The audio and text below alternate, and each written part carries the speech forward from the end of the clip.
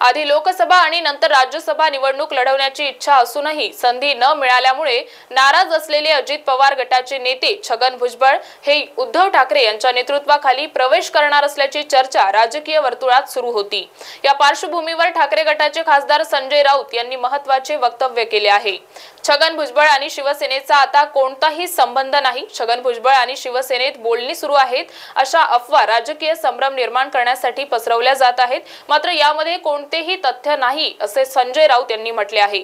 ते बुधवारी मुंबईत आयोजित करण्यात आलेल्या पत्रकार परिषदेत बोलत होते। यावेळी त्यांनी छगन भुजबळ यांच्या शिवसेनेत प्रवेश करण्याच्या वृत्ताचे खंडन केले।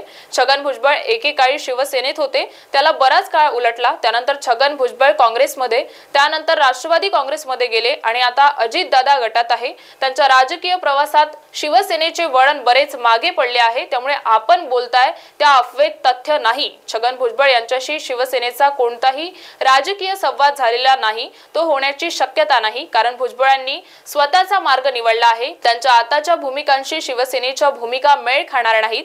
ते शिवसेनेत येणार अशा बातम्या उडून महाराष्ट्रात गोंधळ उडवला जात आहे। पण छगन भुजबळ यांना शिवसेनेचा कोणताही नेता भेटलेला नाही, भेटणारही नाही असे संजय राऊत यांनी सांगितले आहे। महाराष्ट्र TV 24 साठी ब्युरो रिपोर्ट नागपूर।